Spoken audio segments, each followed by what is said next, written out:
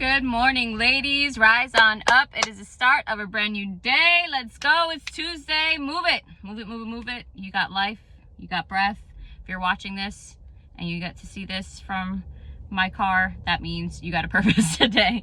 What that may be, I'm not sure, but you need to stop, pray about it, and ask God, because I'm sure he will reveal it to you. But we are hopping on Jeremiah chapter 2 today. And what are we going to be talking about today? Well, let's say that things get real. God literally takes his people to court.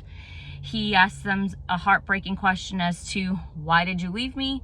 And he points out the fact that a lot of us, sometimes we want to drink from all these fountains of wisdom from broken cisterns, when in reality, we need to go to the fountain of the living waters, and that only he can provide.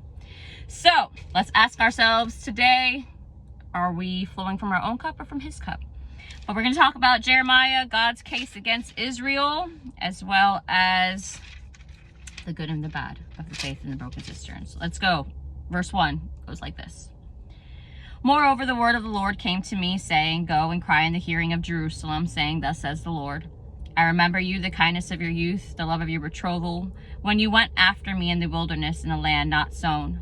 Israel was a holiness to the Lord, the first fruits of his increase. All that devour him will offend. Disasters will come upon them, says the Lord. Hear the word of the Lord, O house of Jacob, and all the families of the house of Israel. Thus says the Lord, What injustice have your fathers found in me, that they have gone far from me, have followed idols, and have become idolaters? Verse 6, Neither did they say, Where is the Lord, who brought us up out of the land of Egypt, who led us through the wilderness, through a land of deserts and pits, through a land of drought and the shadow of death, through a land that no one crossed and where no one dwelt.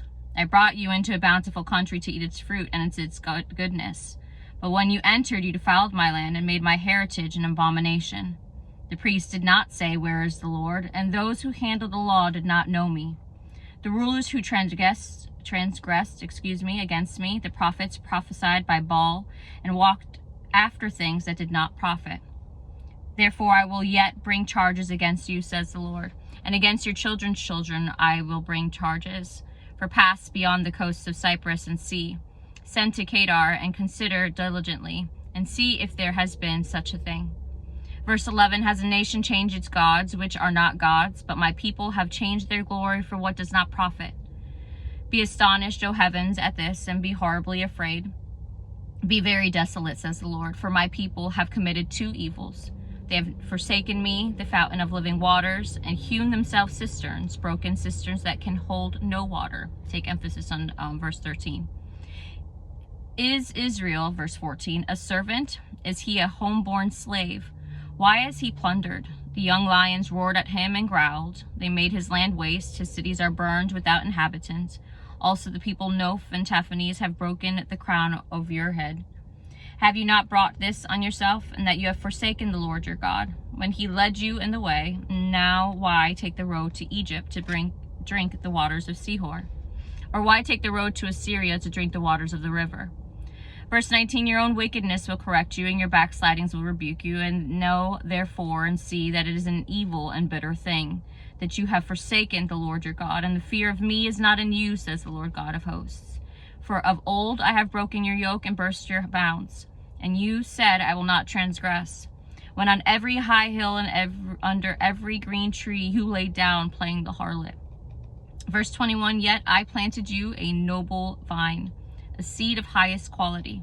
How then have you turned before me into the degenerate plant of an alien vine? For though you wash yourself with lye and use much soap, yet your iniquity is marked before me, says the Lord God. How can you say, I'm not polluted, I have not gone after the bulls? See your way in the valley, know what you have done, and you are a swift dromedary, breaking loose in her ways. Verse 24, A wild donkey used to the wilderness, that sniffs at the wind in her desire, in her time of mating, who can turn her away? All those who seek her will not weary themselves, in her month they will find her. Withhold your foot from being unshod, and your throat from thirst. But you said, There is no hope. No, for I have loved aliens, and after them I will go. As the thief is ashamed when he is found out, so is the house of Israel ashamed, they and their kings and their princes, and their priests and their prophets, saying to a tree, You are my father, and to a stone, You gave birth to me. For they have turned their back to me, and not their face. But in the time of their trouble they will say, Arise and save us. Verse 28, but where are your gods that you have made for yourselves? Let them arise, if they can save you in the time of your trouble, for according to the number of your cities are your gods, O Judah. Why will you plead with me? You all have transgressed against me, says the Lord. In vain I have chastened your children, they received no correction. Your sword has devoured your prophets like a destroying lion. O generation, see the word of the Lord. Have I been a wilderness to Israel, or a land of darkness? Why do my people say, We are lords, we will come no more to you? Can a virgin forget her ornaments, or a bride her attire? Yet my people have forgotten me, days without number. Why do you beautify your way to seek love? Therefore you also have taught the wicked women your ways. Verse 34, also on your skirts is found the blood of the lives of the poor innocents. I have not found it by secret search, but plainly on all these things. Yet you say, because I am innocent, surely his anger shall turn from me. Behold, I will plead my case against you, because you say, I have not sinned. Why do you gad about so much to change your way? Also you shall be ashamed of Egypt, as you were ashamed of Assyria. And last verse, indeed you will go forth from him with your hands on your head, for the Lord has rejected your trusted allies, and you will not prosper by them.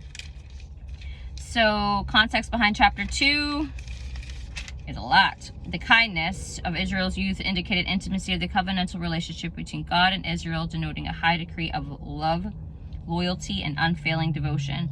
Israel is pictured as a young bride.